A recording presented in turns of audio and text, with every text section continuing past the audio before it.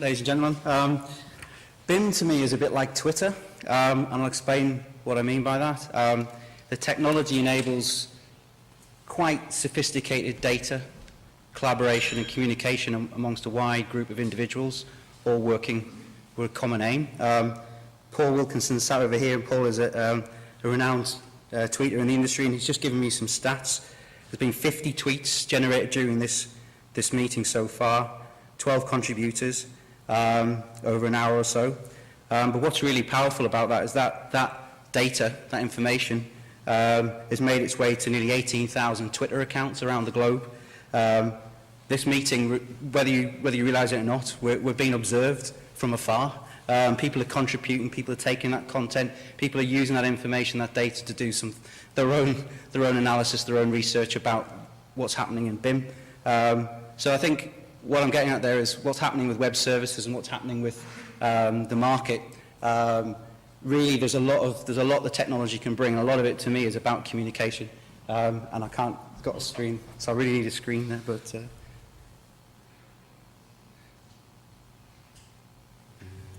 it's on here, so... Yeah. Sorry, just come on ahead.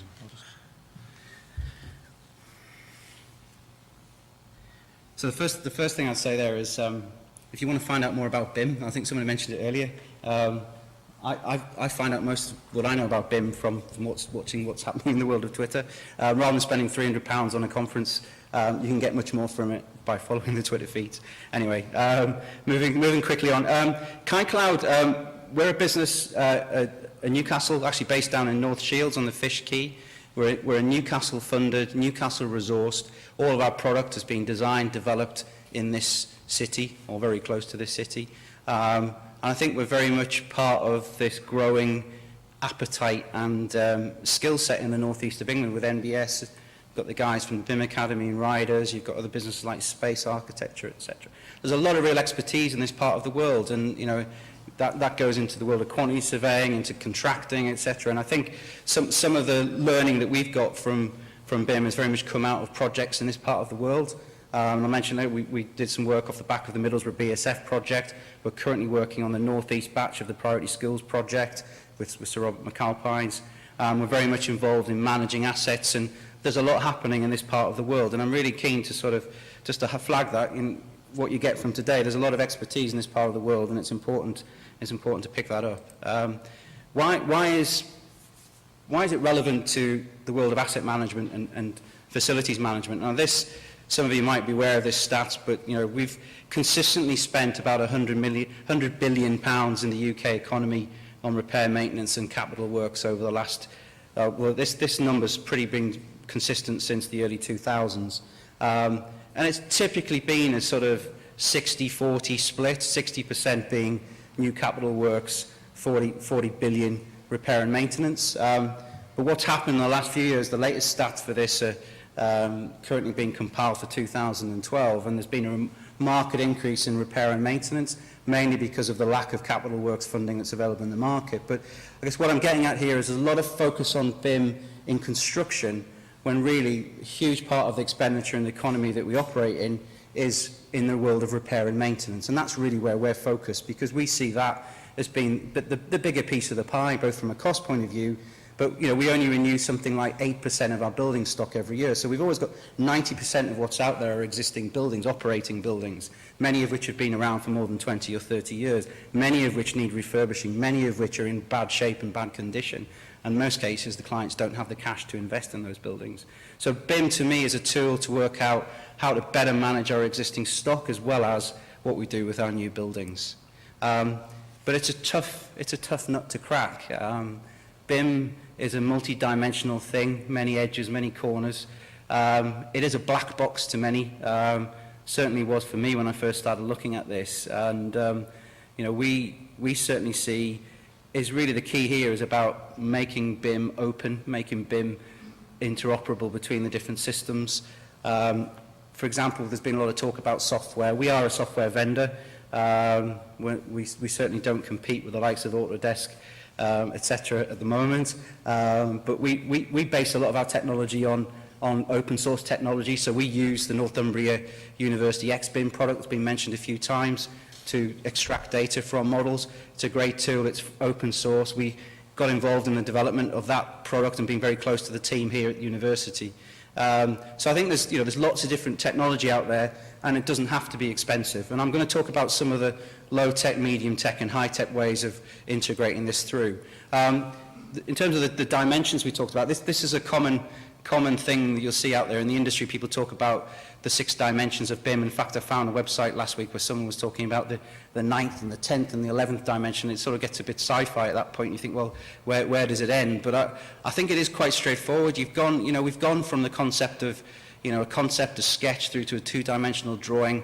We've gone to 3D. We went to 3D quite some time ago, in fact, but I think we've very much moved into using BIM as a vehicle to take us all the way through this journey. And one thing I would say is you don't necessarily have to step up these steps in a single. There are organisations that are jumping from a 2D to a 6D position. There are different ways of moving up the ladder, and don't be ashamed of working in 2D if what you're doing in lifecycle and FM is very sophisticated. And I think it doesn't have to be in 3D, and that's one of the key things that we certainly bang the drum on, and it's certainly something that obviously it doesn't fit with the marketing messages of the big 3D software vendors, because they like you to think that it has to be in 3D, but I'd challenge that and say, actually, you can work. BIM has a place outside that as well. And I thought, where is it being used, and where does it have potential in the world of facilities management, asset management? And you've got this chain up the left-hand side here, what's often known as the value chain in the FM world. You've got your FM delivery, it's the nuts and bolts, the maintenance of the building, the cleaning, security, etc. Huge move in that area that's occurred. Lots of potential around how you manage mechanical, electrical maintenance, etc. How you use the model for space planning. And I think what we're also seeing is how very much, I had experience recently of a cleaning contractor who was very interested in looking at the 3D model. He was interested in looking at the data that had been gathered around the model, because they wanted to use that information to get a better understanding of what the job was that they were taking on board in terms of a commercial cleaning contract. So you are starting to see that coming through. Security contractors getting interested in understanding how buildings are set up, how the access points work, how the building is locked down or it isn't locked down, the routes of travel. So you're really starting to see interest coming in there. It's still a bit of a question mark on soft FM, as I call it, but I think that's moving up. Energy services, that's certainly taking a massive step forward. Integration with building management systems. And you're starting to see energy management consultancy, which is, I'd say, how do you reduce your bills? How do you change how you operate? That's starting to very much, there's huge potential coming in there.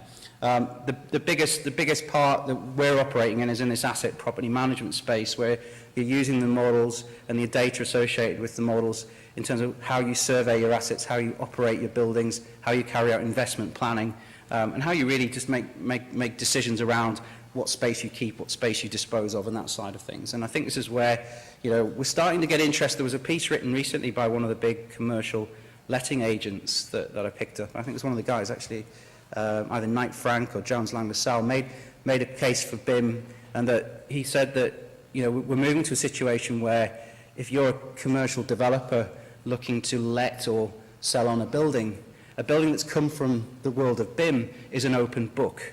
It's a transparent book of information, data associated with that building. And in their view, an open book was a more valuable asset in the commercial property space than a closed book where no one knows where the information is, no one knows where the drawings are, the O&M manual's out of date, all the information associated with that asset just doesn't exist in a place that people can access it. So it's that open book mentality. That's what people in the FM operating space are interested in, commercial property side of things.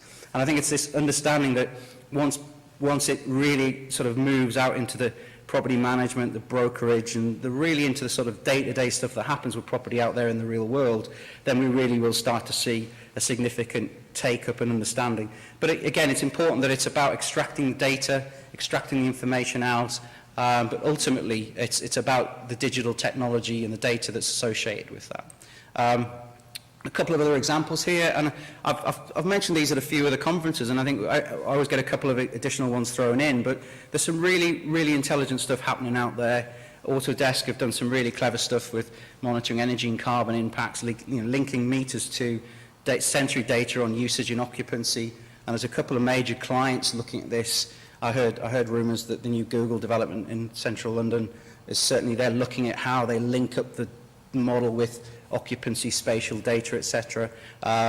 We've seen really key movements in the world of refurbishment, and I'm going to touch on this in a moment, but there are some quite nice examples coming through where you've got, particularly in the historic building sector, where people are looking at refurbishment projects and they recognise the value and the benefit of putting an existing building into a design model through a starting point, through a survey of using point cloud survey technology, mapping those point clouds into a design model which then can be overlaid with condition data, cost data, performance data, understand how that refurbishment works. And there's a lot of information coming back into that space. And we've got some examples of where we've worked with point cloud survey technology alongside the condition assessment side of things and merging that information through. So some really good examples there in the market. If you're working on a design stage project, and this comes out of some work we've done on the priority schools side of things, because often people say, well, I'm working on a design project where I want to achieve something of value, linking BIM into FM, what can I do? Well, there's all sorts of things you can do that are low cost, easy to do. Starting point, it's option appraisal, looking at specification choices, looking at, you've got a model where you've got a number of choices around the roofing specification. It's whole life costing, life cycle costing, technology thinking. It's a matter of taking that data, the data set associated that into a life cycle model, modeling the different options and sending the data backwards and forwards, and keeping that information link alive if possible. Looking at individual costs associated, so taking a building and looking at individual asset sets, looking at the maintenance costs, so what I call service cost analysis. What's it going to cost to clean this building? What's it going to cost to maintain this building? Using the data to really get an understanding of individual costs.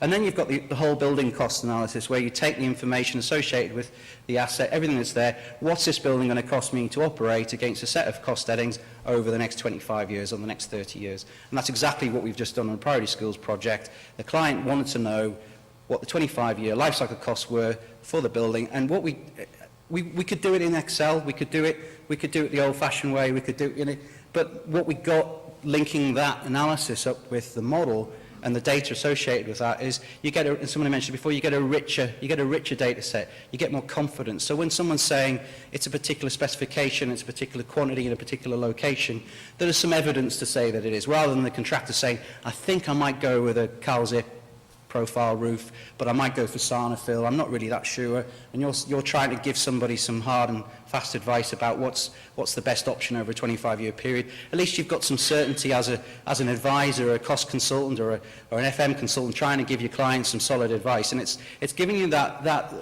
evidence and that certainty perhaps didn't exist in the past. And you look at data requirements, you need to understand which systems, elements, what data you want from the model. So another example is, if you can suck a whole IFC data file from a model, but if you're looking at FM, do you really need to know the quantity and type of all the structural frame members, and do you need to know the depths of the concrete beams? No, what you do want is how many square meters of carpet have I got in the particular location type, and what specification is it, and how is that, and what location and what use is that space that's going on around it, or what type of doors have been specified, and what's the real quantity of those doors, and are they double leaf, single leaf? What's the finish of those doors? What's the data associated with those properties, data sets, and the elements? So often it's a case of saying, what do I want, and take what you want. You're never going to take, from an FM point of view, but this is where FM guys get turned off at when you start talking to them about BIM, is they think they're going to get hit with this big mountain of data that they have to wade their way through and try and unpick what's relevant. Whereas what we certainly looked at doing is, for example, with the IFC type data drops that we've seen and using that information, it really comes down to preference. I mean, the low-tech way of doing it, I'll call it medium tech maybe, I won't insult anybody in the room. Within Revit or a lot of the other packages, you can do a schedule export of data from the model. It doesn't have to be in a particularly complex format. What elements do I want? What elements exist in the model? So floor finishes, by location, by specification, and whatever, any other data set that you want to specify. So you can generate a very nice flooring specification schedule output, which from an FM point of view, is exactly what they want to see. They want to understand, and they might do that for 5 or 6 key elements of the building. Might not want to look at the whole building necessarily. But you want to look at the internals, you want to know what's maintainable, what's not maintainable, those sorts of things. But we've seen it certainly in a design, and you know, you're not going to get, and I think the point was made earlier about level of detail, and we're doing what we did before, but in a slightly different way. So, you know, certainly we were involved in a BIM, Northeast BIM Hub competition recently with the Summers Inland team, which we were successful in the day in demonstrating a really combined and I think integrated approach to this. And we were given a task of putting together various deliverables as part of a project. And if any of you weren't involved in the project, you should have a look at the material that's online about this. So it was Northeast businesses, experts, non-experts in this field, all put together, a number of teams put together. We actually had the award ceremony in this room here, presentations. And what amazed everybody in the room when we put our solution together is I was sat with the guy from Summers Inman, the surveyor, and we put a whole life cost plan together for the building at 9:30 in the morning. The project started at 9, and by 9:30 we had a whole life cost plan for the building. And everybody's like, how the heck have you done that? And they said, well, all we need is a gross floor area. All we need is a confirmed gross internal floor area for the building, and everything else that we already have at our disposal kicks in. We've got our benchmarks, we've got our analysis, so we were able to do that very, very quickly, and all we did through the day was validate that, improve on it, take the level of detail down, until by the end of the day we had a full elemental breakdown of all the associated assets, linking up with quantity takeoff solutions from VICO and etc. So we had a lot of you know, again, the information is all there, the data's there to do what we already do. So it was a case of using the technology to make that a little bit more structured and more improved. So this is what happens today. Things happen in 2D. There's a barrier between that and the documentation, O&M manuals, etc. They all live in a separate world. Architect, QS, FM consultant in the middle. Somebody has the job of wading through all of that and plugging it into a model to come up with an understanding of the FM costs. What we're seeing, you know, this is where it's emerging to today, and I put this model up a couple of years ago, and I don't think it's actually changed, to be fair. You've got 3D design data, it's feeding through, but the 3D model doesn't give you everything you need to work out an FM solution, because the bill of quantities and the cost data won't live in the model. The O&M manuals won't live in the model. They might be online somewhere else. You need to extract that data. The actual detailed life cycle replacement strategy or maintenance strategy won't live in the model unless you put it there. And I guess that's the key point. You've got that option to pull it through. Very importantly, from an FM perspective, you're also interested in portfolio data, site data, economic assumptions, cost-based dates, etc. You're really interested in the wider piece than just the design of the building. You pull all that together. You can use lots of different ways of collating that data, but I think the point I make is you never get the FM solution from just taking the design model. You've always got to supplement it and layer in information from other sources. And that's really what's clever about the technology that's coming into the market. Whether you use Kobe has had some bad press today. The data that's in it is correct. It's what we really should be storing and reporting out. The mechanism for reporting it is not the right way of doing it. You know, a spreadsheet model is not the way that we should be working. We advocate what's called a web services model, where you distribute, push and pull data in the way when you want it, which is effectively where the technology is going. But you're pulling data together, you're pulling it through, and that example that is very much the scenario we were talking about before, where we're seeing things change a little bit. This is the opposite of that. We've got a client at the moment that's doing a survey from one of the major airports in the UK, and part of that job is to do a condition and engineering assessment of the asset. As a consequence of that assessment, there will be a refurbishment program that's going to come out of that piece of work. So that particular client is very interested in supplementing their refurbishment solution, their design model, with the information from the condition survey. So what relevance is a condition survey to a refurbishment design model? Well, it's very relevant because you're validating quantities, you're validating specification, you're validating the condition, the life cycle profiles of the building, and you're potentially feeding in the costs to validate the refurbishments. You can do that via, that's really where our sort of technology comes in. You can also overlay that with field data collection, the point cloud solution before, or you can do one or the other. So there's lots of options here. You can say, right, I've got a load of documents, I want to put that somewhere to seed some more structured data collection, because there always are documents that exist. Gather what you've got, put that into something structured, i.e. a BIM compatible data structure, You then go out and do your validations in the field, and what you're picking up is all that additional data, enriching the data. Photographs, I mean, photographs are part of the BIM journey as much as a specification is. A photograph gives you a rich understanding of what's in a building, what it looks like, where it is, and I think that's something that point cloud technology overlays very well. We use photographs as a really key data set. We link photographs to location, to assets. We link it through in lots of really clever ways, and I think that's really important. So what I'm seeing here is where existing data gathered in the field, validated in the field, can inform a refurbishment solution in the world of BIM, and it's happening in the market. We've got clients doing this right now. An example of, and I thought to look at a design, how am I doing for time? Am I 5 minutes? This is a project, this is the Middlesbrough BSF project that we worked on with, this was a Wilmot Dixon project. Interestingly, they were using the software to validate the FM profiles for the project, and when we first started, this was back in very early 2011, we turned up on site and were expecting to go through, the client was using a document management system, loads of documentation on site. We turned up on site to gather information, and I walked into the site cabin and I saw a drawing on the wall, and I saw the architect's logo on the drawing, and I said, well, I know these guys work in BIM, so I asked the question, do you have a model? Do you have something that we can access? And the first response I got, why do you want that? And I said, well, I want the information that's in it, and I want to get my hands on it. Well, why? What's the value of that? And I explained how we could do things with that information, that data, and it evolved into a full-flung project, a case study, an exemplar of what we could do.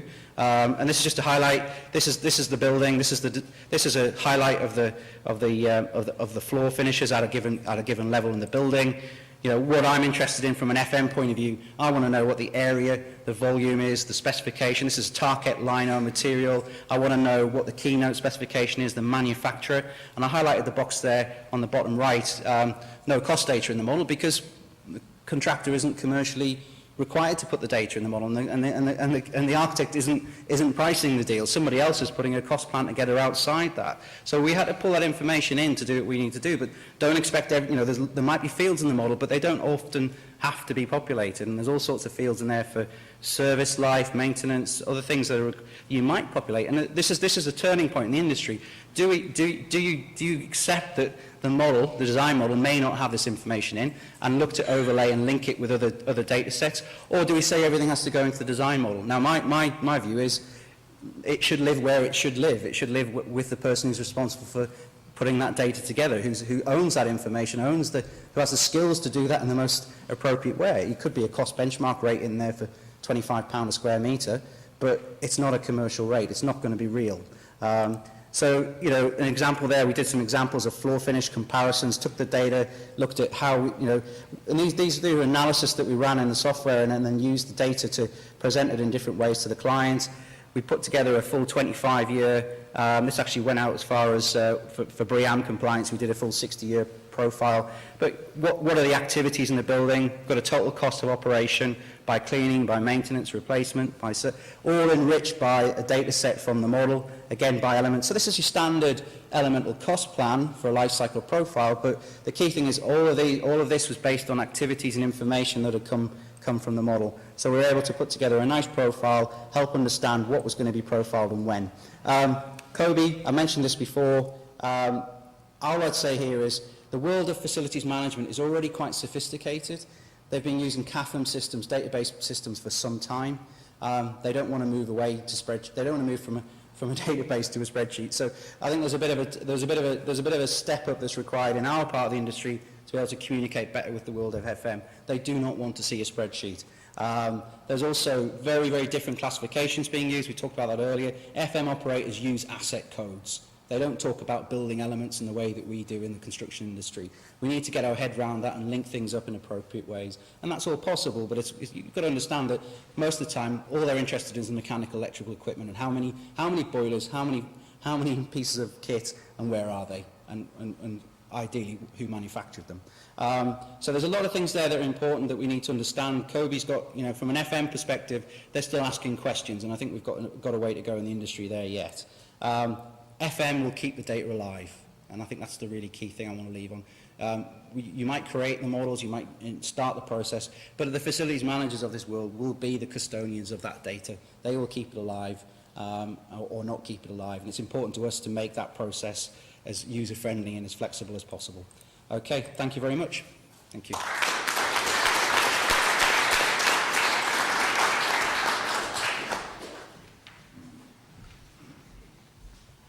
Thanks, Ed. We'll leave any questions to the end.